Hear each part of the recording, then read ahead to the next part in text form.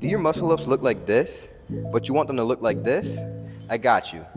A lot of us have experienced that stage of not being able to pull over the bar, and I'm here to help you. In order to get stronger at the muscle up, you must work on your pull ups a lot to the point where you can do them with ease. I recommend building up to at least 3 sets of 10 clean pull ups before starting to learn how to muscle up. And of course, I got you with these key progressions. So, for the first progression, it's going to be chest to bar pull ups. Since you can already do a lot of clean pull ups, you should be able to do at least 4 to 5 of these pull ups. Whatever you can do, just work them in because these are going to be very important. For the next movement, we're going to work on the kip and the muscle up. And it's definitely not that CrossFit kip that you usually see with the muscle ups they do. I don't know what they're doing there, but we're going to use momentum to help us do the muscle up because it's not going to be able to be done strict when you first learn it. You got to use some type of momentum to help you get a little bit higher when you first learn.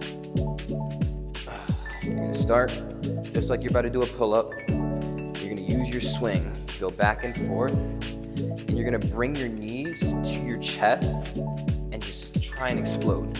Explode and explode. And you're just going to keep working on that.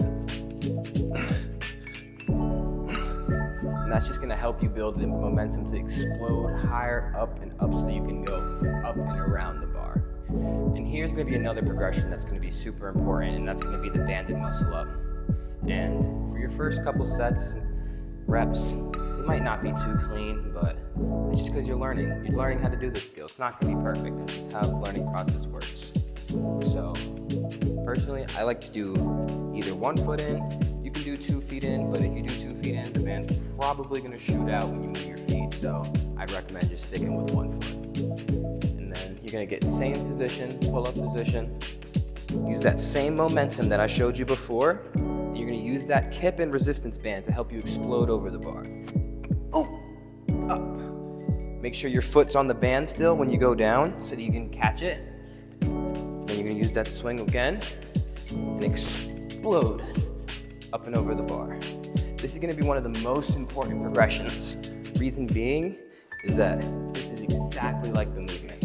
So if you get better at that, you can get lighter bands. It's just going to make you stronger when you drop the band. For this progression, we're going to be working on our front bar dips. So it's going to be a little awkward because you're probably not used to getting all the way on top of the bar. If you haven't done many front dips before and you don't have a straight bar to work with, so I'm going to teach you how I get up there. If I can't do my muscle up yet, we're going to do something called jump muscle ups. So from here, I have a bench under me. I'm going to use my momentum with my jump to help me get over the bar so that I can actually get up here and practice my front dips. So let me show you. Jump over the bar. So now that I'm here, I can practice my front dip. Nice clean, try and get your chest to touch the bar. All the way down, all the way up. You want to get a good amount of reps of these. If you can only get a couple, it's totally fine. You're just practicing. This is going to be similar to the previous progression. We're going to be jumping onto the bar, getting up into the front dip position as well. And then from there, we're going to slowly go down and do what we call a muscle up negative.